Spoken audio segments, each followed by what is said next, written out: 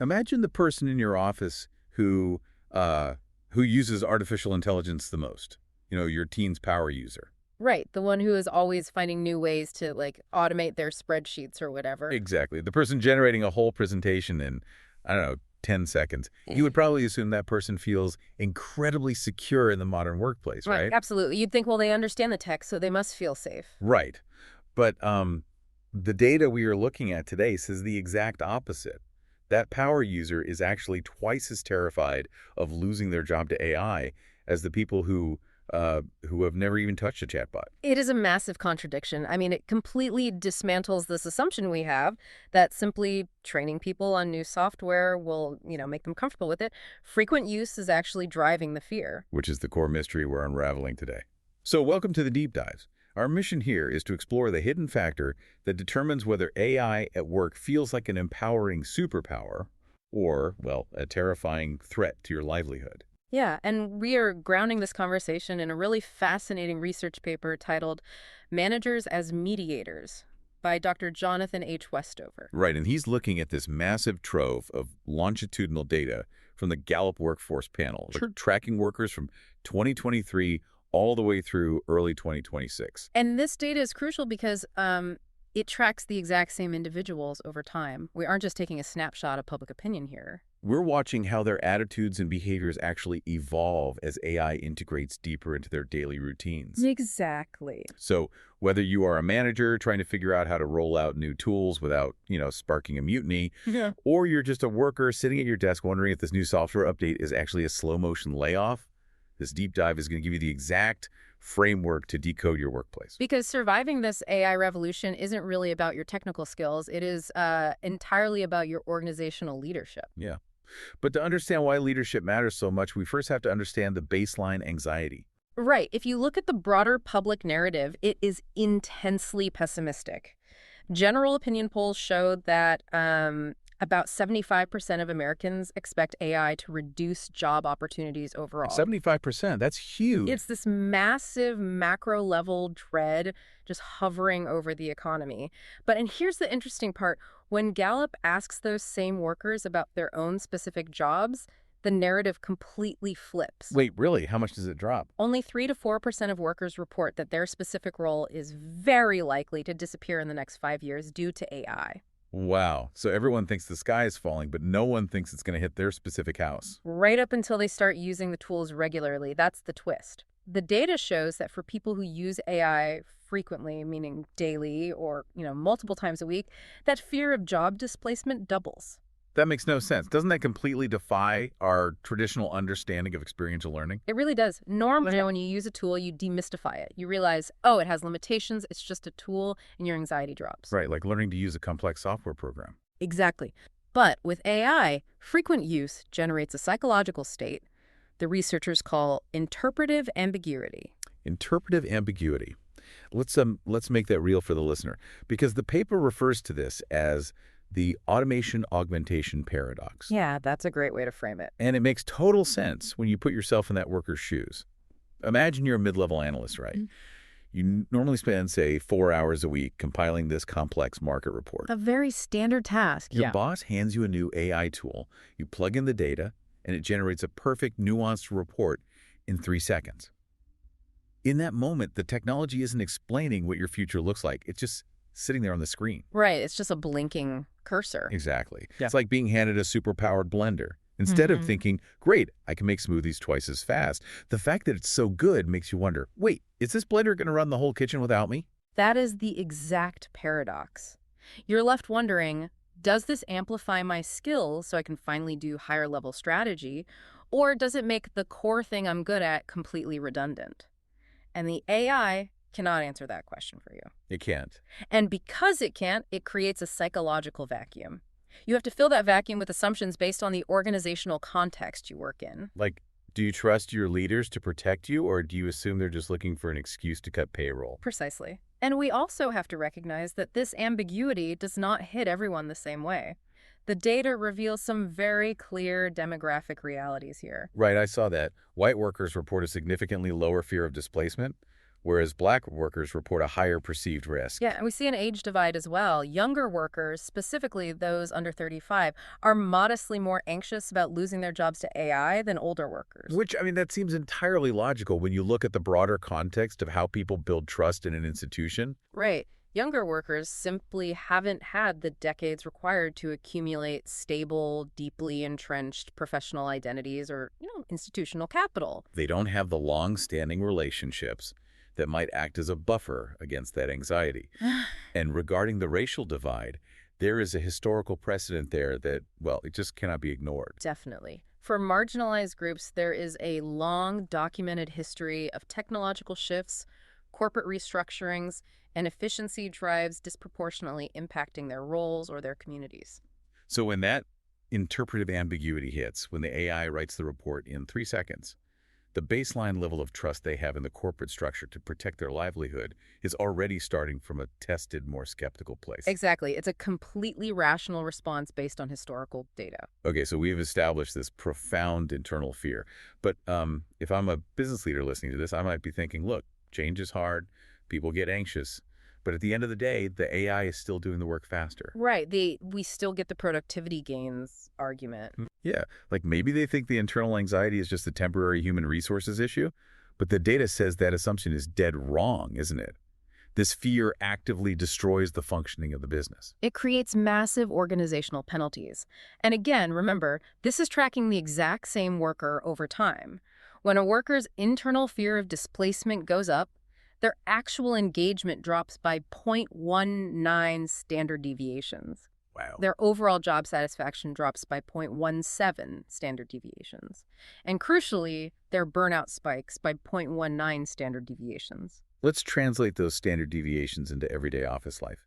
What does that burnout spike actually look like for a person? It means moving from feeling burned out sometimes to feeling burnout often or always. And, burnout is not just a corporate buzzword for being tired. Right, it's much more serious than that. It is a severe mental health outcome. It is a direct predictor of long-term physical issues like cardiovascular disease and clinical depression. You are literally putting your workforce in a state of chronic physiological stress. And the company pays for that stress directly in turnover. I mean, the data shows a 4.2 percentage point increase in these highly anxious workers actively looking for a new job. Which sounds like a small number on the surface. Until you realize that represents a massive 58% jump from the baseline average. Exactly. It's a huge spike in flight risk. But let me stop you here because I really have to push back on the psychology of this. Okay, go for it. If I am terrified of losing my job to a machine, wouldn't human nature dictate that I work harder? Like if a bear is chasing me, I run faster. Sure. So if an algorithm is chasing my job, shouldn't I be working 80-hour weeks, taking on extra projects, and just doing everything possible to prove my unique human value? Why does the data show people disengaging and looking for the exit instead? That's a really logical assumption, but it mistakes a physical threat for an intellectual one. Working harder doesn't protect you if you truly believe the machine can fundamentally outprocess you. Oh, I see. Instead, the fear triggers a self-preservation instinct that destroys what researchers call calibrated reliance on the tools. Calibrated reliance, meaning like knowing when to trust the AI and when to overrule it. Exactly. To use AI effectively, a worker has to experiment with it. They have to figure out the machine's blind spots. But if you are terrified that the machine is your replacement, you don't experiment. You suffer from algorithm aversion. Algorithm aversion. Think of an airplane pilot dealing with an advanced autopilot system. If the autopilot lands the plane perfectly 99% of the time, the human pilot isn't just worried about losing their job. They are terrified of the 1% of the time it fails in a severe storm because they've lost their manual muscle memory. Ah, right. So they start to resent the technology because it's quietly eroding their actual expertise. Yes. And in an office environment, this leads to active behavioral sabotage. Sabotage, really? Yeah, let's say the AI hallucinates a data point in a financial model. A confident worker flags it, tells their boss, and they fix the prompt together. Right, they just fix the workflow. But a fearful worker, they won't report the hallucination. They silently fix the error themselves because they are terrified that if they raise their hand and say, I don't know how to get the AI to do this right, management will decide they are incompetent and replace them with someone who can. Oh, wow. So management thinks the AI is working perfectly, but in reality, The human is secretly doing the work manually just to cover up the machine's flaws. Exactly. That is a massive hidden cost. And the source material points out it goes even further into how humans interact with each other. Workers who are afraid start hoarding information. Information hoarding is the ultimate defense mechanism. I mean, if you want to remain indispensable, you stop sharing your tacit knowledge. Right. A senior developer stops annotating their code clearly. Or a marketing manager stops explaining their strategic rationale to the junior copywriter. They refuse to mentor junior staff. So the very collaboration and knowledge sharing that an organization desperately needs to survive a technological transition, it completely breaks down. It fractures entirely. So if the fear of AI is literally turning colleagues against each other and driving up burnout, how do we fix it? We need to pivot to the managerial antidote here. Yes, because there is good news in Dr. Westover's research. This fear is not inevitable. Right. The data shows that high-quality workplaces drop this fear premium significantly. A one-standard deviation increase in workplace quality lowers the odds of displacement risk by 13 to 24%. And environments with high well-being drop the fear premium by a massive 9 percentage points. That's huge. But how does a manager actually create that environment? It comes down to a concept called managerial sensegiving. We talked earlier about the interpretive ambiguity the AI creates, that psychological vacuum. Right. Sensegiving is how leaders proactively fill that vacuum. It is the literal act of framing the narrative so the employee doesn't have to guess what the technology means for their future. Okay, but how does a middle manager practice sense-giving on, like, a random Tuesday morning? It can't just be sending a company-wide email saying, don't worry, AI is our friend. No, definitely not. It has to be systemic. Take Microsoft as a prime example from the research. When they rolled out Copilot, they knew they couldn't just push the software update to everyone's laptops and walk away. That would just cause panic. Right. So they deployed what they called Copilot labs and ran highly specific role-based sessions. They created dedicated, low-stakes environments where workers were explicitly told to just practice. Practice without the pressure of a deadline. Exactly. The goal wasn't productivity. The goal was learning to identify what the AI should handle and what required human judgment. They made the augmentation pathway visible. I mean, it's the difference between your boss dropping a dense software manual on your desk and saying, figure this out by Friday, versus giving you the keys to a testing room and saying, go break things. Let's see what happens. That's a perfect analogy. One is a mandate that feels like a threat. The other is an invitation to collaborate. And that invitation builds psychological safety. It does, but it has to be paired with procedural justice. This is where a lot of companies fail. They set up the sandbox, but the workers know that at the end of the day, leadership is going to force the AI on them regardless of what they say. Right. A sandbox is useless if the feedback is ignored. So how do you actually integrate worker feedback into the corporate hierarchy so it feels real? You give them real authority. Look at how Siemens handled this. They set up a pilot program where workers were given the explicit, protected right to revert to their non-AI workflows if they felt the new system was degrading the quality of their work. That is incredible. Yeah. Giving the frontline worker veto power over the algorithm. Exactly. Think about the profound psychological safety that creates. It sends a definitive message. We trust your human judgment over the machine's output. It proves that the human is still the ultimate arbiter of quality. IBM did something similar by establishing cross-functional AI councils where frontline workers sat right alongside managers and tech specialists to guide the implementation. They didn't treat the humans as an afterthought to the code. And if we pull back, we can see how these immediate tactical solutions like the veto power and the labs are really pointing toward a much larger existential shift in the employer-employee relationship. Yes. We're talking about fundamentally recalibrating the psychological contract we have with work. That is the deepest layer of the research. The organizations that are most successful at neutralizing AI fear don't just teach the software, they connect the technology to a shared cultural mission. Which brings us to the Patagonia example in the research, which I just found fascinating. Mm-hmm. Because they didn't frame AI as a tool for efficiency or a way to cut headcount. Right. They explicitly framed it as a tool to reduce supply chain waste and advance their core environmental mission. And why does that work? Because the workers at Patagonia identify deeply with that environmental mission. By aligning the AI with the mission, leadership shifted the AI from being a competitor to being a coworker fighting the exact same enemy. That's so smart. Yeah. And the Mayo Clinic did the same thing. They adopted AI for complex diagnostic assistance. But they very deliberately framed it to their staff as a way to free up clinicians' time. Why? So the clinicians could spend more time on human-centered patient care. They used the tech to give people back the parts of the job they actually love. Exactly. But this requires a hard conversation about the future, because the old promises don't work anymore. For decades, the psychological contract of the workplace was simple. You give us loyalty, we give you job security. Right, the classic deal. But with AI shifting the ground so rapidly, companies were having to move away from promising job security to promising employability. It is a painful but necessary distinction. The traditional psychological contract is dead.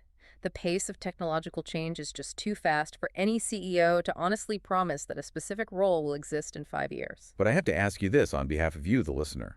Put yourself in the shoes of someone who has a mortgage and 2 kids. Is it really comforting for your employer to sit you down and say, hey, we cannot promise you'll have a job here in 3 years, but don't worry, we'll teach you some skills so you're employable somewhere else?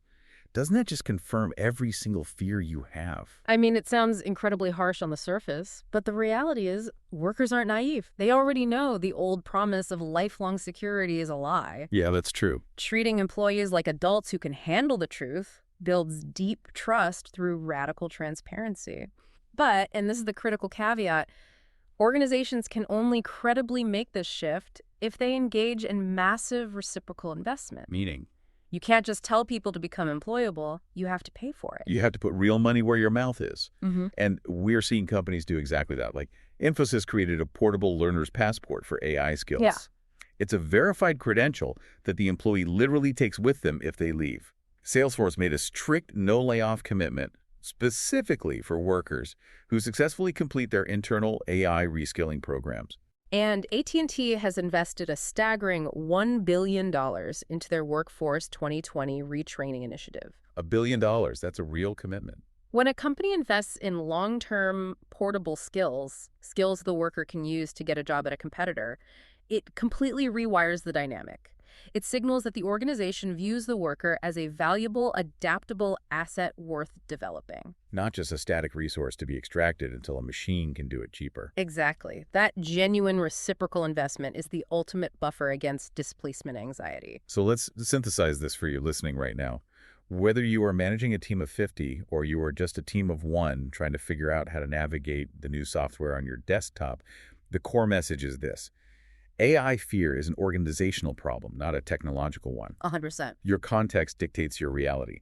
Procedural justice, psychological safety, and clear, transparent communication are your actual superpowers in the AI age. The technology is merely the amplifier. The organizational culture is what decides whether that amplification creates harmony or just, deafening noise. Exactly. Yeah. But before we wrap up, there is one final thought I want to leave you with, building directly on the final points of Dr. Westover's research. The paper notes that places like Pixar and the Cleveland Clinic are aiming for an ideal state. Right, the hybrid model. Yeah, they use AI to handle all the routine, mundane tasks, the basic rendering, the heavy data entry, the endless email sorting.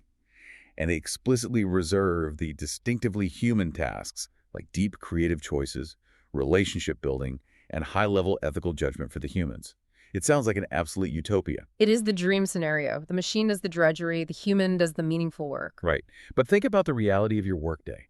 If AI successfully strips away all of your mundane routine tasks tomorrow, are you actually prepared for the intense psychological demand of doing only high-level, emotionally and creatively taxing human work for 8 solid hours a day? That is a staggering realization because we actually use those mundane tasks as cognitive breaks. We do. Entering data into a spreadsheet is how your brain rests between intense creative meetings. Right. If AI takes the busy work, there is nowhere to hide.